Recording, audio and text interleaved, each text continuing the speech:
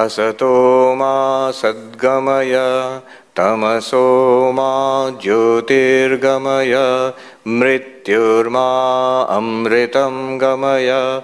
Om Shanti Shanti Shanti. Om, lead us from the unreal to the real, lead us from darkness unto light, lead us from death to immortality.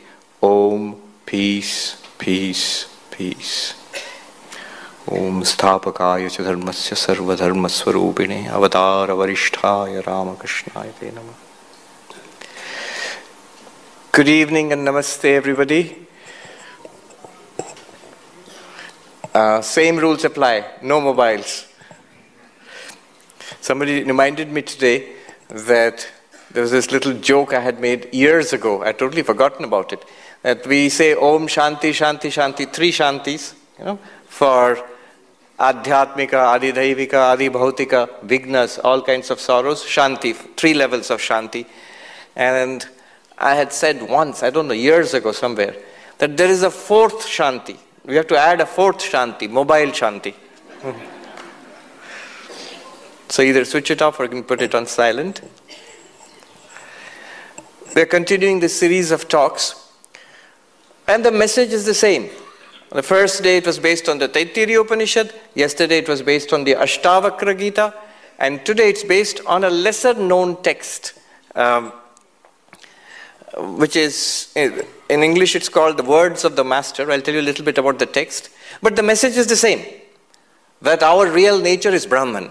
We are existence, consciousness, bliss, Satchidananda. That's the same message. But I'm just using different texts. This text which I'm using was written by Swami Brahmananda. Swami Brahmananda is a disciple of Sri Ramakrishna. Swami Vivekananda, of course, is justifiably very well known. Swami Brahmananda is less well known, but mainly because of his personality. He was very quiet, very gentle. Swami Vivekananda was very dynamic. Swami Brahmananda was the first president of the Ramakrishna order. And he was not much given to lectures, writing, though Vivekananda called him a spiritual dynamo. But he did write one book, just one book. And that book was a collection, a choice collection of the teachings of Sri Ramakrishna. His guru, Sri Ramakrishna. The choicest, the best teachings of Sri Ramakrishna collected and arranged by Swami Brahmananda. So that book, in Bengali, it is called Sri Ramakrishna Upadesh. It was a very small book. It is said that when Swami Brahmananda was writing this, compiling this, writing it, in Banaras it happened. He would sit at late in the night and write it. He actually had a vision of Sri Ramakrishna who came and said, "Let me see, what are you writing?" "I didn't say this, I said like this." So he corrected. I often say Sri Ramakrishna, these are the sayings of Sri Ramakrishna, and Sri Ramakrishna was also the proofreader, editor of the book also. So this book, Sri Ramakrishna Upadesha. Swami Ashokanandaji, who was one of our great Swamis who taught in the West, he was the head of the Vedanta Society of Northern California in San Francisco. He used to say that this book, Sri Ramakrishna Upadesh, will one day be a spiritual classic for humanity, and people will carry it around in their pockets. People will carry it around in their pockets. So when I read that, after that, I started carrying it in my pocket, wherever I go. So I've got it in my pocket now. This is the book. It's been translated into English also. The English version is called Words of the Master. Words of the Master.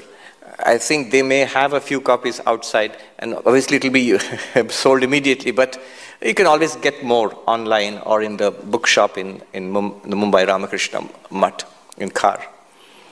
So Words of the Master. And that's the title. That's the title of the talk which we are going to have today. Words of the Master. So it's collected sayings, teachings of Sri Ramakrishna. Now I'm going to read out the original Bengali and translate for you.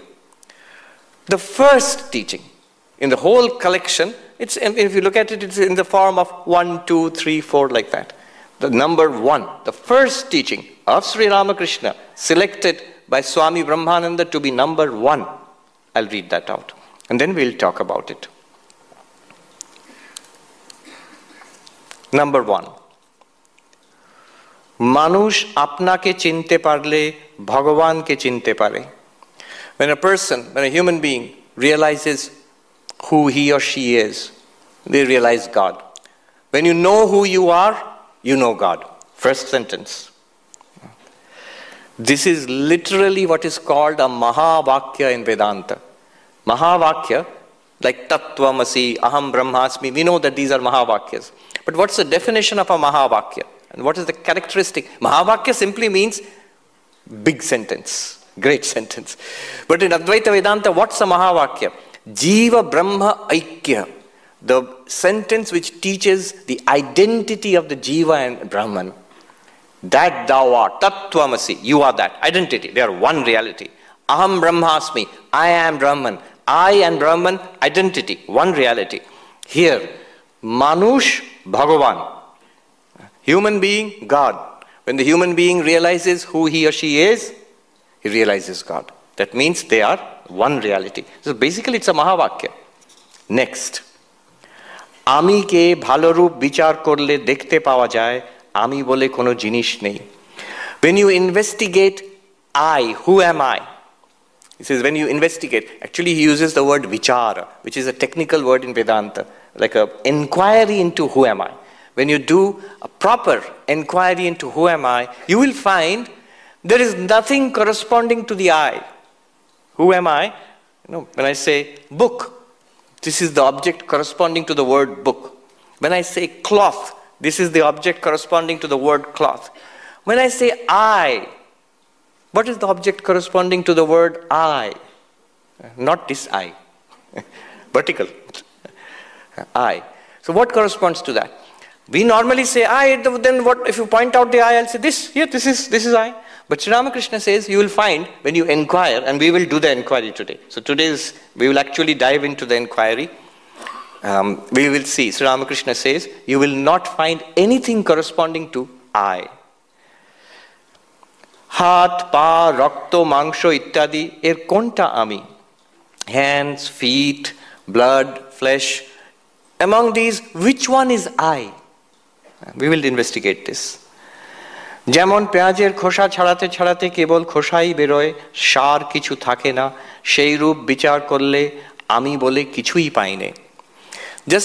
Just as when we peel an onion, you keep on peeling an onion, you just find skin, layer after layer of skin. You don't come to an essence, now I have found the onion. I peeled off the skin, and now I have found the onion. It's not like that. It's just layer after layer, and you don't find any essence which you can call the onion. You can't do that. Exactly like that, if you inquire, vichar, again he uses the word vichar, which we will do, you will find nothing corresponding to I, the term I. Sheshe ja thake, tai atma chaitanya. Very profound statement. What remains in the end, the remainder, what remains over, that is the self, that is consciousness. We'll see what it means. Amar amitto dur hole Bhagavan dekha den. When you remove the ego, this identification with the ego I from yourself, you will find God. God is revealed to you. So this is the paragraph. And today, that's on our syllabus today. What are we going to do? We're going to find God. We're going to find out who am I. And we are going to find that that's the same thing. When you find out who am I, you will find God. This is the promise. And we will actually do the vichara which Sri Ramakrishna talks about. So he says, Ami ke bhalo roop vichar korle dekhte pawa jay, ami bole kono jinish nei. When you inquire into the I properly, you will find through the process of vichara, we will find there is nothing corresponding to the term I. Hands, feet, flesh, blood. Which is I? Which corresponds to the term I? For this, I will borrow the technique of inquiry from the Taittiriya Upanishad. You remember in the first talk we talked about Satyam Jnanam Anantam Brahma, ultimate reality, Brahman. What is it? Limitless existence consciousness is Brahman. All right. Then the question arises, how do I realize this Brahman? How do I know this Brahman? How do I become enlightened? A process is given. Exactly this process. Inquire into yourself. Why into yourself? After all, the goal is to know Brahman, ultimate reality. Why do you have to inquire into myself? The Upanishad itself says that this Atman is Brahman. Yo Veda Nihitam Guhayam Parame Vyoman. You find Brahman in the sacred space of the cave of the heart. That's just a poetic way of saying you find Brahman as I am Brahman. As I am Brahman. Now, it's no use saying that. As I said, if you say that, your response will be, Thoda khol ke boliye Mahatma ji. Expand on this. Can you explain this a little bit? So we'll explain it a little bit today, this evening. What the Upanishad does is exactly what Sri Ramakrishna is doing. Inquire into the I. And what is this inquiry? You proceed with experientially, actually experience it at every stage. So we will inquire into who am I? On the pattern of the Taittiriya Upanishad, as it has been shown in the Taittiriya Upanishad. Upanishad asks us, Sri Ramakrishna asks us the question, who am I? We'll say, what answer do you want? So point out, who are you? Point it out. Immediately our response is, this. I am this. So the Upanishad says, all right, you mean this body? And we say, yes, and that's a good answer. I am this. Let's start there. You think, I am body, I am this. Generally, we don't say that outright. If you ask, who are you? I am this body. We don't say that. But we basically believe that and behave accordingly, that I am this much. Upanishad says, all right, let us look at this body. And Upanishad gives a name to this body. The Upanishad, Taittiriya Upanishad, it gives a name. It says, this body is Annamaya. In Sanskrit, Annamaya. Annamaya, Anna means literally rice, but food. Maya here means modification. Anna karyam, modification of food. One understands what that means. Basically, this body is food. Not that this body is literally rice and dal and chapati. And it is that which we take in and it is modified. It's not literally Annamaya. What we eat and drink is modified into this body. So this is Annamaya. I read somewhere a famous Italian actress in Hollywood. I used to tell this in Hollywood because there it was relatable. She was asked once, what's the secret of your beauty? And she said, this, it is pasta. So that's the food they like, pasta. Yes, Annamaya, it's a modification of food. Now, we are asked to consider, take a closer look at this. You are saying, I am this body, this Annamaya. But notice one thing about this body. This body changes. It changes so much from babyhood to childhood to youth to middle age to old age. I mean, if you show your baby photos and your present picture, even maybe your mom won't be able to recognize you. There's so much change in this. You're a little baby, now you're much, much bigger. And your features have changed. So the body changes so much over the years and decades of our life. But I say, I was that baby. I was that kid, the teenager, the young person, the middle-aged person, and this old person. And I am the same one. I don't say that that child or that baby was the different person and I'm a different person. But the body is literally different. In fact, doctors tell us just about every cell in the body is changed over a period of time. Continuously we are shedding cells, when we are, all the time, right now also. We don't see it. But thousands and thousands of, in fact, somebody told me this whole of forensic science, in a criminal forensic science, when the detectives try to find out who was the criminal, it depends a great deal on what we shed from the body. So we leave a lot of our cells lying around wherever we go. We're continuously, this body is decaying, changing, shedding, again regrowing itself. Based on what? Food. Whatever we are eating, we're processing it. And I feel I am the same one. Now that which is same and that which is changing, they cannot be literally the same thing. It's like, suppose I'm sitting here and somebody is running around. I can't catch hold of that person and keep sitting here. Either I will be dragged or that person will stop. If I say I am the changing body, then I have to say that I am continuously changing. I am not the same person anymore. But if I feel intuitively, I am the same person, the body has changed. An elderly lady told me in Santa Barbara in California, she said, I was going past a shop window and I looked at the reflection and I thought, who is this old lady?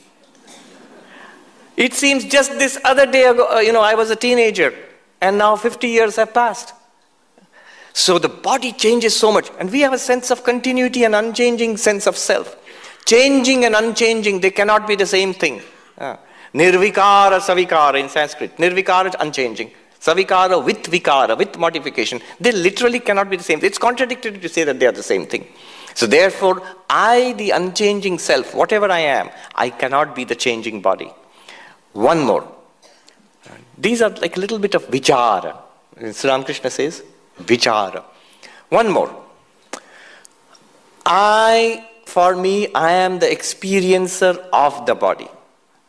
And the body is something experienced. I am drashta, body is drishya. Just like I am the seer, this bottle is seen. Therefore the seeing, the eye which sees the bottle, this eye, and the bottle which is seen, they cannot be the same thing. The seer and the seen, drashta and drishya cannot be the same thing. In fact, the only thing that the eyes cannot see are themselves. You say something far away, with a telescope I can see it. Something very small, with a microscope I can see it. But the eyes themselves cannot be seen with the eyes. You will say, Swami, haven't you looked in a mirror? Yes, but in a mirror you find a reflection of your eyes. In a photograph, a selfie, you find a picture of your eyes. The way the eyes are seeing the bottle, that way the eyes cannot see themselves. This is called self-reflexivity. The eyes cannot do that. Nothing can operate upon itself. That's the principle. So, the I, the experiencer, and that which I experience, I, the seer, and that which I see, they cannot be the same thing. Now look at the body. Do you know the body? Do you experience the body? Do you see the body? Yes.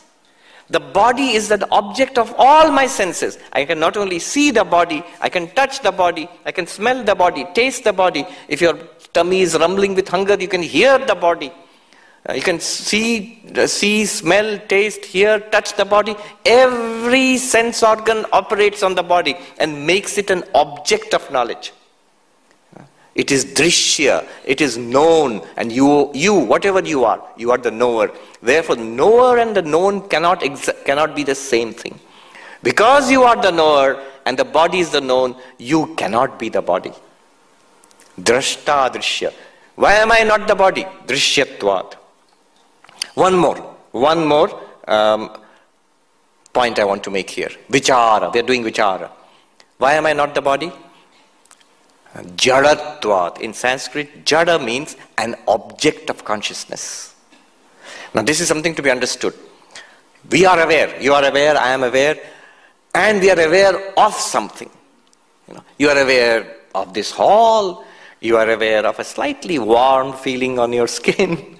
You are aware of the body, the chair you are sitting on, you are aware of my words. So you are aware of something. And you are aware, and what you are aware of, that object of awareness, in Sanskrit that is called jada. You are chetana, conscious. You are chit, awareness. And what you are aware of, that is an object of awareness. So this one must be clear. Awareness and its objects. Chit, jada. Now body, since I am aware of it, the body is jada. I am aware. So consciousness is on my side and the body is not conscious. I am conscious of the body. We generally don't think this way. We think this is a conscious body. That's how we think. But not really. Use that chit jada, conscious and object, this vichara, one psychologist, Greg Good, he uses Vedanta for his counseling in New York. So he developed this exercise. He says, look at a hand. Just look at the hand. And what is your feeling? Your feeling is, I am aware of the hand. Is there any experience that the hand is aware of me? Not at all. Is the hand saying, hello Sarvapriyananda, long time no see? No. I am aware of it. That's it. You will say, so? Look at the other hand. I am aware of this. This is not aware of me. In that way, every part of the body I can be aware of it. The body is not aware of my existence or of anything. The hand is not aware of me. The hand is not aware of itself. The hand is not aware of the other hand. The hand is not aware of anything. Similarly, all the parts of the body, they are not aware of themselves or anything else. But I am aware of them. So I am consciousness, chit, and the body is jada. What's the point? Chit, jada. They're diametrically opposite. They cannot be the same thing. Shankaracharya says in the Adhyasa Bhashya, Tamah prakashavat viruddha svabhava. They are opposed like light and darkness. Like light and darkness. You and the body, you are opposed like light and darkness. You are aware of it, it is not aware of you. Chit, jada. Alright, these three are enough. 3 arguments, 3 vicharas we have done. What is the first one? Why am I not the body? Savikara nirvikara. Body is with modification. I am changeless. I am the changeless self. You might say, how do you know you're the changeless self? You think about it. First of all, you have an intuitive feeling that you are the same person from babyhood to childhood to teenage and to youth and middle age. You're the same person. And the second vichara is drashta drishya, drishyatvat, because it's an object. I know it, I am the seer, it is the seen. Third one is a variation of the second vichara. I am aware, it is not aware. Aware, not aware. Chit, jada. Jadatvat. Savikaratvat. Drishyatvat. Jadatvat. Na aham deha. Deha na atma. Body is not the self. I am not the body. Remember the original quest. Who am I? Who am I? And my answer was, I am this. Now I myself have to admit, I am not literally this thing. Then what am I? But I am here, somewhere here. I am something more subtle. Something more inwards to this body. I am right here. Upanishad says, all right, let's do that. Anyantaratma pranamayaha. So, you are not the body, you are something different from the body. Anya, antara, more subtle, more inwards. What is more subtle and more inwards than the body? The inwards to the body, remember, I don't mean look inside the body. If you look inside the body, you will find more body. Heart, lungs, organs, blood, flesh, like Sri Ramakrishna says, flesh, blood. You will find that's body only. But inwards, in my experience of myself, what's a more subtler aspect? See, I have mentioned this earlier also. It struck me, a doctor, Indian doctor, working somewhere in Scotland, I think maybe Edinburgh or somewhere, wrote to me that I had an epiphany, a sudden realization. When I was looking, for last 20 years, I've been looking at scans of the body. When I looked at the scan of the body, I was looking at a scan of my own body, and I was just thinking, wait a minute, in this whole thing, the detailed picture of this whole body, where am I? Where am I? Till today I've been thinking I am this, but now I'm looking at it, 20 years I'm examining scans. Where is the person? Where is the conscious being, the sentient being? Where am I in this body? It's a biological machine. What is inward to the body, more subtle than the body? If you look in your own experience, you will see. So the next thing the Upanishad says you find is the prana. And the most obvious thing about the prana is breath. The breath. Breath itself is not just all of prana, but it's because of prana that we are breathing. So this prana was the Indian understanding of life forces, vitality. This physiologically we are living beings, this life force, this is called prana. So am I prana? Not a crude argument, pretty good argument, because we are living beings, I might say. I am this living being. I'm not just a body. I'm a living body. I am prana. Let us examine it. Am I prana? Does prana change? Yes. You can just see. Breathing in, breathing out. Prana changes. Hunger and thirst, they're products of prana. Tiredness, illness, energy, health, products of prana. In fact, Ayurveda, it doesn't really directly treat the body. It says all diseases are due to disorders of the prana. And the Ayurveda tries to treat the prana itself. That's a more holistic way of dealing with ill health. Anyway, my point is, prana is changing. Sometimes sickness is there, sometimes health is there, sometimes hunger and thirst. When you eat nicely, you're satiated, no hunger and thirst. Or the simplest thing, breathing. Breathing in, breathing out. So prana is changing. Are you changing? When you are breathing in, are you you? Yes. When you are breathing out, are you the same person? Yes. So prana is changing. When I'm sick, I'm the same person. I just say I feel sick. When I recover and feel healthy, I say I feel healthy. I am the same person who felt sick. I am the same person who felt healthy. I am not changing. Prana is changing. Savikara, nirvikara. I, the unchanging self, and the ever-changing prana, they cannot be the same thing. Second vichara, drashta drishya. Do you know the prana? Are you aware of the prana? Yes. How? Now it is very popular. In India also and in America also. Very, very popular. You know, mindfulness meditation. Here Vipassana meditation. Many of you might have done. Some of you might have to have practiced it. Vipassana meditation. Sometimes there are intensive Vipassana meditation camps. Now one of the techniques, main technique is to observe the breath. See, many people think, oh, Vipassana meditation, mindfulness, I know it is about following the breath. It's not about the breath. It's about using the breath as an anchor to settle the mind, to control attention. So that's the point. But anyway, there you observe the breath. Breathing in, I'm aware of breathing in. Breathing out, I'm aware of breathing out. And sometimes you count. Breathing in 1, breathing in 2. What are you doing? You are observing the breath. If you're observing the breath, you are the knower of the breath. And the breath is something known. You are the drashta of the breath. The breath is the drishya. Drashta and drishya cannot be the same thing. If the breath, prana is drishya, and if you are the drashta, you cannot be the prana. I am not prana, because drishyatvat, prana is drishya. Another vichara, chidjada. I am aware of the breathing. Is the breathing aware of me? Not at all. When I'm breathing in, I am aware of the breath. I'm breathing out. I'm aware of the breath going out. Is the going in and going out breath, is it aware of me? Hello, Sarvapriyananda, let me inside. Or breathing out, breath is saying that I'm going now, bye-bye Sarvapriyananda. No. Breath is just, it's a mechanical function performed by this biological system, the respiratory system. It is not aware of itself. It is not aware of anything else. It's not even aware of me. So, it is jada. I am chetana. 3, again the same 3 results.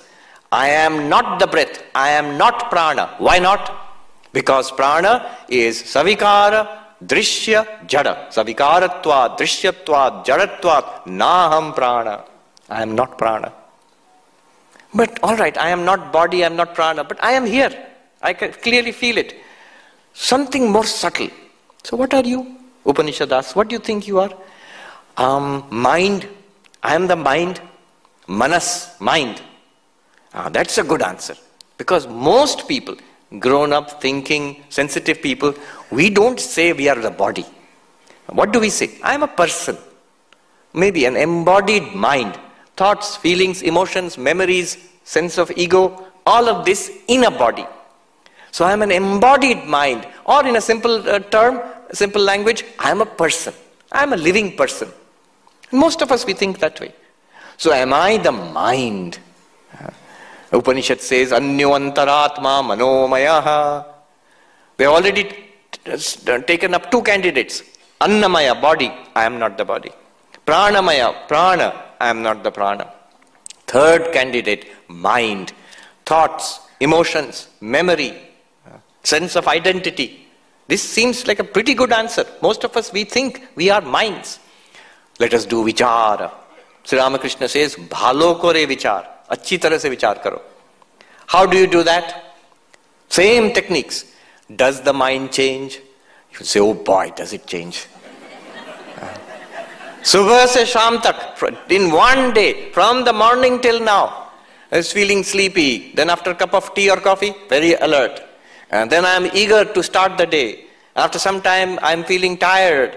Sometimes I am curious. Sometimes I am bored. Sometimes I am excited. Sometimes I am excited. We find it funny as Indians. In America, you have to be excited about everything. Everything. Whatever you are doing, the first question they'll ask you is, are you excited? If you say no, then it's not a good answer. Our general reaction is, why should I be excited? Much better to be calm. Sometimes excited, sometimes not calm and peaceful. That is the mind. So many thoughts, ideas, like a procession it is going on, controllably or uncontrollably. Somebody said, in one day, waking, 18 hours of waking life, we think, they say, 15,000 to 16,000 thoughts. Not separate thoughts or worthwhile thoughts, mostly nonsense. But so many thoughts are coming. Whatever it is, thousands of chitta vrittis, thought modifications are coming in the mind. And I am the same one who has felt excited. I am the same one who feels bored. I am the same one who felt alert. I am the same one who feels sleepy. I am the same one who thought that thought. I am the same one who's thinking this thought. So I am same. Mind is continuously changing and very fast. Savikara. I am nirvikara. Am I aware of the mind? Yes, you can be. If you look inside, introspection, thoughts, feelings, emotion, just try it now. 2 plus 2, 4. Are you aware of it? Yes. So I am the drashta. The mind is drishya. Drashta and drishya cannot be the same thing. This third vichara. This is something very interesting. This is not understood even in the cutting edge modern philosophy of mind, even in neuroscience. Mind and consciousness are taken to be one thing. Separation between mind and consciousness, it can be demonstrated so easily, so easily. I will demonstrate it now. Mind is not conscious, you are conscious. I will demonstrate it just now. We will all see it to our satisfaction. Think a thought, quietly, just think a thought in your mind. 2 plus 2, 4, A, B, C, D, whatever it is. Some thought. Now notice, you are aware of the thought. I am aware, at least I am aware of the thought. 2 plus 2, 4.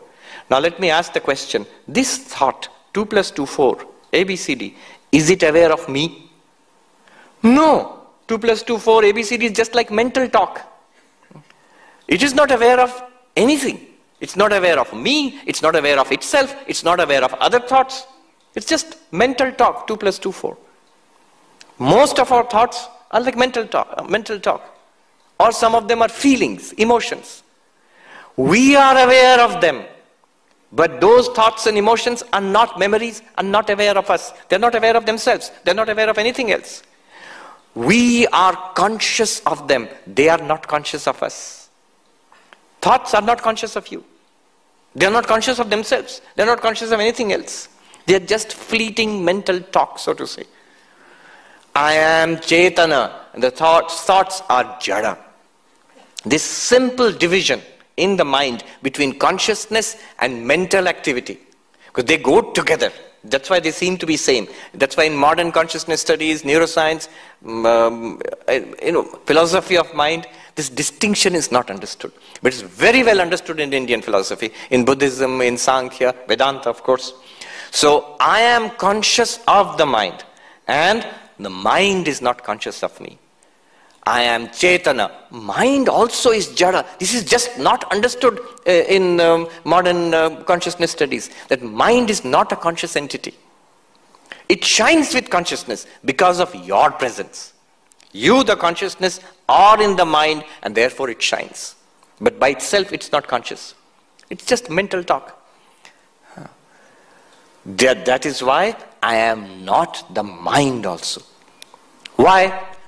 Savikaratvat, mind changes, I do not change.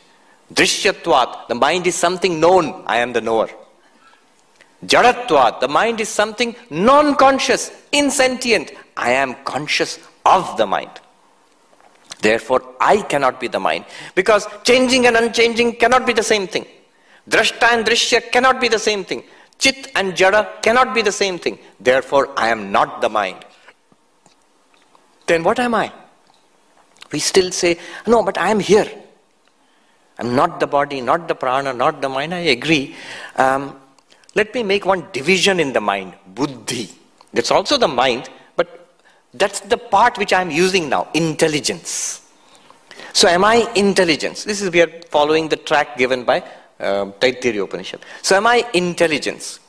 The Upanishad says, let's examine it. Anyo antaratma vijnanamayaha. The self, you, are subtler than the mind, inward to the mind. You are intelligence itself. That's called vijnanamaya. Modifications of intelligence. Again, now you can do it. You are well trained in vichara. Take a look at the intellect. Does it change? Yes, it changes.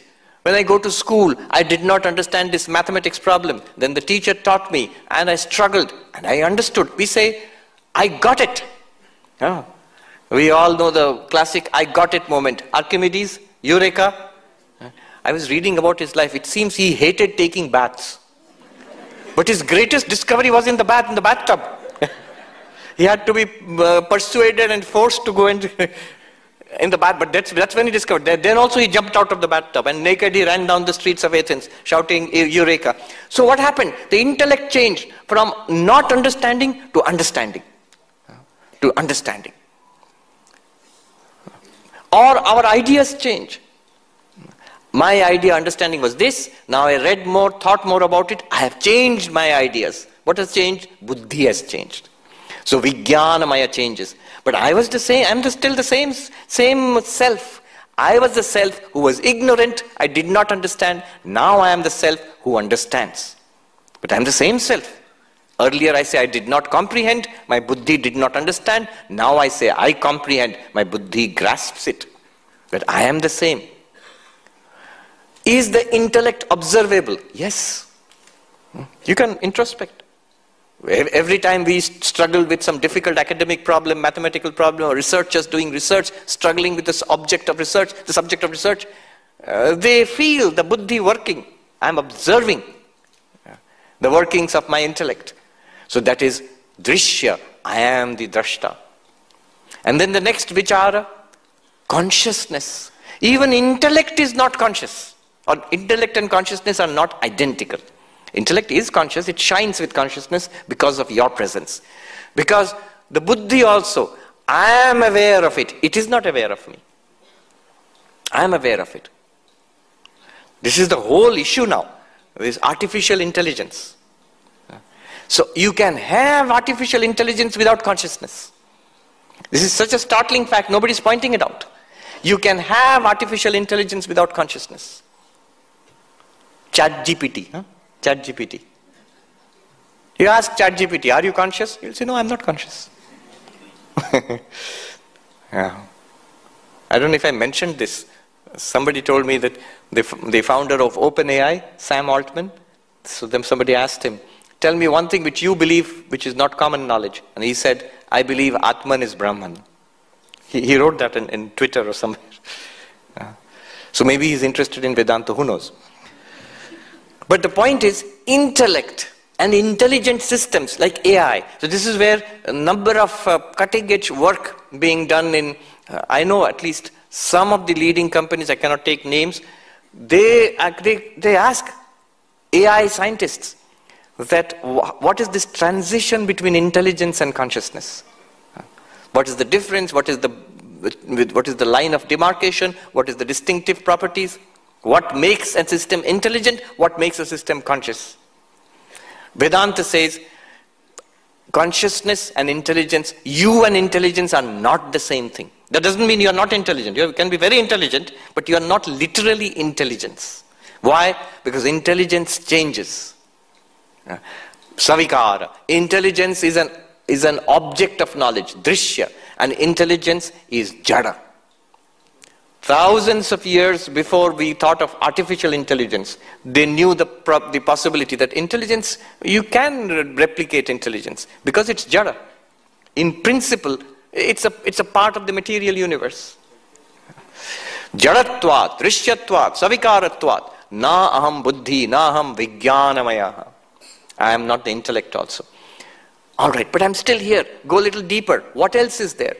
In Vedanta, we talk about another level, which we generally don't, in common sense, we don't think about it. In deep sleep. In deep sleep, I am not aware of the external world. I am not aware of this body. I am not aware of my prana. I am not aware of the mind. I am not aware of the buddhi. I have gone to sleep blank. The only thing that is there is blankness. That state is called Anandamaya in Taittiriya Upanishad. It's a causal state. Causal, not casual. Causal state. I can't resist this. A sadhu in Uttarakhand said, "Arey Mahatma ji, aapka jagrat aur swapna, ye to halke fulke avastha hai. Asli avastha to sushupti hai." What he said was, oh Mahatma ji, you are waking and dreaming. These are light, superficial states. The real profound state is deep sleep. Generally, our common sense approach is just the opposite. What is important? This waking state is important. Here you can go and earn money in Dalal Street. Here you can go and have a nice walk on the seashore. You can go and enjoy a beautiful meal in a nice hotel. You can come and listen to Vedanta talks. This is waking state. Very important. And then dream state is also important because my therapist, my psychiatrist will ask me about what are your dreams. Will interpret, dream interpretation. But deep sleep, nobody is interested. Except Vedanta. Vedanta reverses it. Vedanta says waking state, unimportant. Halka hai, superficial, casual. And this dream state, casual. Deep sleep state, not casual, causal. It is the Karana Avastha. But even there, why is it Karana Avastha? Because it's like dream and waking have been absorbed into one blankness, subject-object difference is not there anymore. A blankness, potential state. It's like you were watching a movie, suddenly the movie is switched off. I don't know if it still happens, but when we were kids, we used to go to a cinema hall, and then there would be half time, and the cinema would be switched off. But for a moment, no cinema and no light in the cinema hall also. The whole thing would be dark. So we would be seeing darkness until the light in the hall comes on. So similarly, deep sleep is like that. The whole thing is dark. I don't even say I am in deep sleep. That's also not there. So this is called the causal, like a seed. Because from there again, dreams and waking will come back from your perspective. So it's like a seed, causal state. But anyway, our question is, are you that causal state? That also you are not. If you do the vichara, you will see, that also changes. According to Vedanta philosophy, that causal state is made of sattva, rajas, tamas, and the three gunas are constantly changing there. And then it changes, it comes back, it sprouts into the dream state and the waking state. So it is subject to change. It is also subject to knowledge in the sense that it is a drishya. In deep sleep, that causal state is drishya.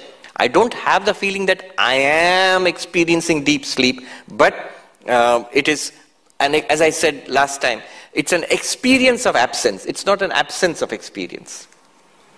And it is also not conscious. It is jada. The causal state, Anandamaya is jada. It's not Chaitanya. About this, lot of discussion is there in Brahma Sutra, but the conclusion is Anandamaya is jada. Having done this analysis, Taittiriya Upanishad, we are following, it stops there. No resolution. We started with the question, who am I? And we examined 5 candidates, Annamaya, Pranamaya, Manomaya, Vijnanamaya, Anandamaya, and we found in turn, they are all changing, they are all drishya, they are all jada, and therefore they are not I. Because I am not changing. I am the drashta, not drishya. I am chetana, not jada. So they do not correspond to me. They don't match me. All of these 5 candidates. But at this point, I have no more candidates to offer. Upanishad asks, so who are you? What are you? What else can I offer? Whatever I thought, all of them have been rejected. All candidates have been rejected. I am not the Panchakosha. Now they are Panchakosha. I am not that. At this point, Sri Ramakrishna says, if you examine it like peeling an onion one after another, you will find nothing corresponding to I. You asked, who am I? What is the answer? You find no answer. No answer. At this point, the Upanishad asks, in the Upanishad the student asks, Asad Brahma iti Veda Chet. Wait a minute, you wanted to show that I am Brahman, but you cannot even show where I am. I am not the body, not the prana, not the mind, not the intellect, not the causal state. Then where am I? How will I find who am I? Because according to Sri Ramakrishna, you investigate, you will not find anything corresponding to I. According to Taittiriya Upanishad, you investigate, five, Annamaya, Pranamaya, Manomaya, Vijnanamaya, Anandamaya, all are rejected. Then what am I? So here is where I always tell the 10th man story. Many of you know the 10th man story, but it's a wonderful story. Vidyaranya Swami in Panchadashi devotes a whole chapter to that story, the 10th man story. We know 10 friends. They went out for a journey, and then they crossed a river. After crossing the river, they had this doubt. Have 10 of us crossed, or did somebody drown? Let's make sure. Let's count. And they counted. One person counted the others. 1, 2, 3, 4, 5, 6, 7, 8, 9. Oh my God. 1, 2, 3, 4, 5, 6, 7, 8, 9. 10th person is drowned. The other said, you're not counting properly. Let me count, let me count. Each person counted, and they found 1, 2, 3, 4, 5, 6, 7, 8, 9. 10th person is not there. Then they started crying. Now another person was walking past them and said, why are you crying, my friends? Oh, a great tragedy has happened. Our friend has drowned in the river. How? How do you know that? Because we were 10 of us, and now there are only 9. Now that person must have counted. He saw there were 10 there. How do you know you are 9? We counted, sir. There are only 9. And this man, like the Guru, he says, don't cry. The 10th person is there. What does the Guru say? Don't be sorrowful. You are Brahman. You are not the body, mind. You are Brahman. Don't be sorrowful. Now this person replies, no, we don't think the 10th person is there. We have counted. But anyway, you are saying we'll believe. Calm down. Don't cry. Calm down.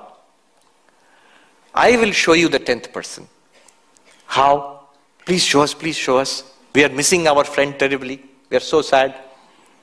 You count. And this person says, I have counted already. No, humor me. Count again. Okay, if you say so.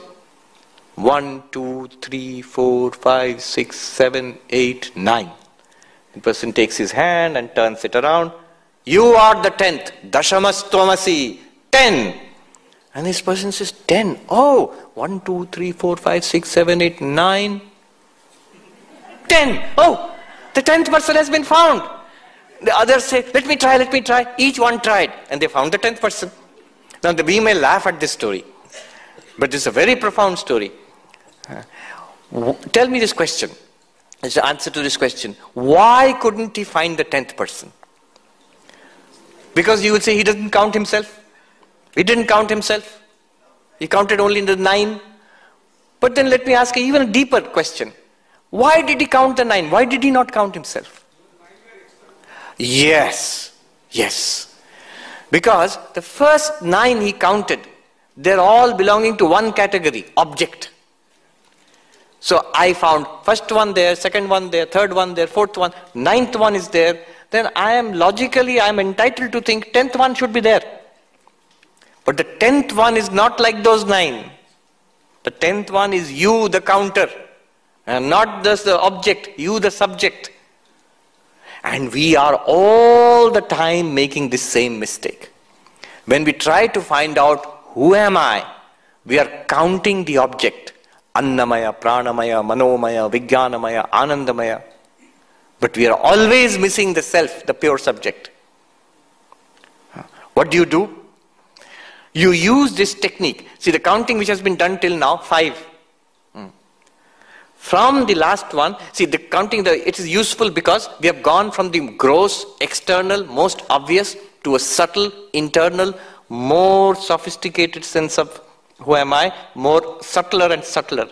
Then, just like he turned from the 9th to the 10th, I, the 10th, we have to turn from the subtlest, Vijnanamaya, Anandamaya, to the observer of the Anandamaya. How you will do that? I can't teach you. There you will have to see. That's what Sri Ramakrishna says. We will try it now. We have time. Let's see. Someone might become enlightened. Sri Ramakrishna says, after you have counted, Shairu bichar korle ami bole kichui paine. You will never find anything corresponding to the I. You will never find the self. You will find Annamaya, Pranamaya, Manomaya, Vijnanamaya, Anandamaya, but you will never find the Atman, the self. Then what will you do? You apply this 10th man story. He says, Sheshe ja thake tai atma chaitanno. See, if you stop here, I cannot find the self. Sri Ramakrishna said, you will not find anything corresponding to I. Because whatever you find corresponding to I, if you do vichara, you will find it's not the I. You have to reject it on the grounds of logic and experience. If you stop here, this is Buddhism. Anatma. This is Buddhism. Theravada Buddhism and to some extent Mahayana Buddhism also. All the analysis, even which is done by Nagarjuna and Chandrakirti and the Tibetan Buddhists also, there is no self, no Atma. This analysis of the objective universe will show you there is no object called the self. But Vidyaranya Swami says, the self is not found. You did this analysis and you did not find the self, not because it does not exist, because it is not an object.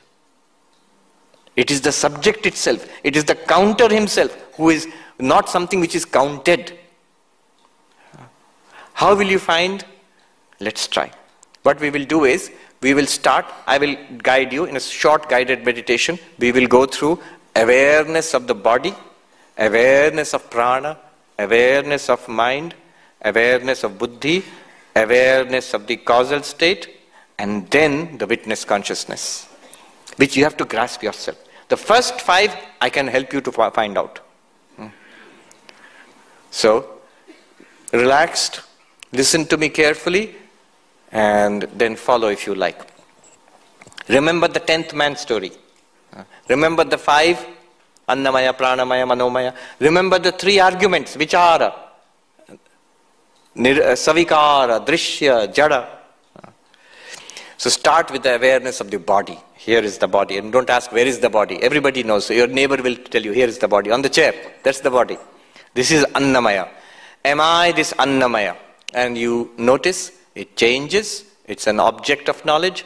And it is not conscious. I, the conscious knower, unchanging, I cannot be the body. This is one. I am not the body. Then turn inwards. Close your eyes. Breathe in. Breathe out. This breathing is a manifestation of prana. Is it changing? Yes. Is it drishya, something observed? Yes. Is it conscious? No. I am conscious of it. Therefore this prana, breathing in, breathing out, I am not it. It is pranamaya, it is an object, it is drishya, it is jada, and it is changing. Go deeper. These thoughts which we are having now, feelings and thoughts, notice that. Am I these thoughts? Ask yourself, are the thoughts changing? Check, yes. Are the thoughts knowable? Check, yes. They're drishya. Are the thoughts conscious of me or anything else? No, I am conscious of the thoughts. Thoughts themselves are not conscious. So because the thoughts are savikara, changing, subject to modification, they are drishya, object of knowledge. They are jada, not conscious. I cannot be thoughts. I am the observer of thoughts. I am aware of thoughts, but I am not a thought. Very interesting that if you stop thinking, thoughts are not there, but you are still there. You are observer of not thinking. So I am not the manomaya. Go deeper. What is deeper? Vijnanamaya. The intellect, the buddhi, which we are using just now, hopefully. So we are using intellect to understand all this. This intellect, does it change? Yes. This intellect, is it something observed? Yes, I can observe. Is it something conscious or not conscious? It is not conscious. I am conscious of it. Therefore, this Vijnanamaya, buddhi, I am not the buddhi. Now, imagine, it can't be done directly here. Imagine a state where you are not seeing anything, smelling, tasting, touching. All the senses have shut down. You are in deep sleep. Dreams have also stopped. No dreams.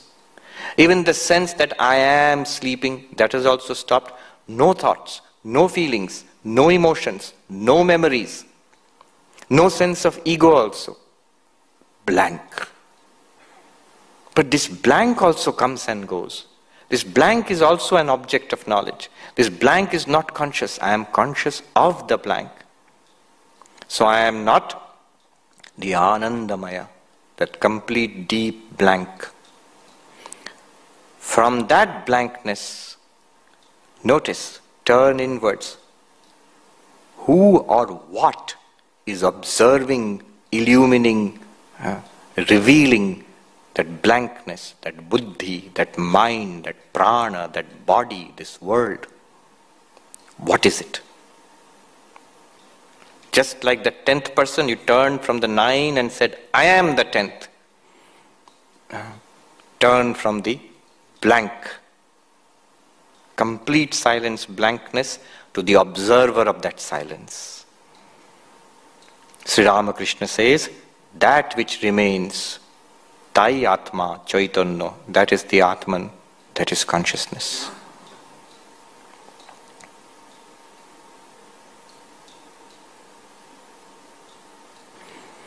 When you are comfortable, you can gently open your eyes. I don't know if you became enlightened, but we got a little bit of a training in the method of vichara of the Taittiriya Upanishad. What next? What next? I'm not giving a certificate that now they have attended the course and all have become enlightened, Brahmagyanis. No, but it gives us a flavor of the technique that is adopted. The method of vichara. Sri Ramakrishna is teaching here. What remains is not that ego, not the I. It's the witness of the I. That's why now we understand very, very clearly when Shankaracharya sings, Mano buddhi ahankara chittani naham, nacha shrotra jivve, nacha grana netre, nacha vyoma bhumir na tejo na vayu, chidananda rupa, shivoham, shivoham. Exactly this process. Notice what he said. I am not the mind. Mano buddhi ahankara chittani na aham. I am not the mind. I am not the intellect. I am not the memory. I am not the buddhi. I am not the ego. I am not I. Ahankara na aham. And then only you find, what do you find? Chidananda Rupa Shivoham. That Chidananda Rupa Shivoham is not an object. That's the beauty of the teaching in the Taittiriya Upanishad. Because the Taittiriya Upanishad could have straight away said, you are not the Panchakosha, you are not Annamaya Kosha, Pranamaya Kosha, Manomaya Kosha, Vijnanamaya Kosha, Anandamaya Kosha, you are Atma. Spoiled. Whole thing will be spoiled. Then we are not learning for ourselves. The beauty of the Taittiriya Upanishad approach, the Vichara approach is, it's an experiential way of learning. You experience the body, you experience the prana, you experience the mind, thought, 2 + 2 = 4, thought. You experience the buddhi, your sense of understanding. And then try to simulate the blankness. And then you see experientially all of these are appearing to some light within. It's even wrong to call it some light. It still sounds like an object. It's not an object. It is you yourself. And that's what Sri Ramakrishna says. When you recognize yourself as that, you have found God. That consciousness in association with these 5 koshas is the jiva, you, I. That consciousness, that very consciousness, in association with the cosmos, is Ishvara, Saguna Brahman. It's the same, Tattvamasi. So what we did today was a very profound investigation. But what will happen is, after this, back again. Bandra, St. Andrew's Auditorium, same old person sitting in the chair.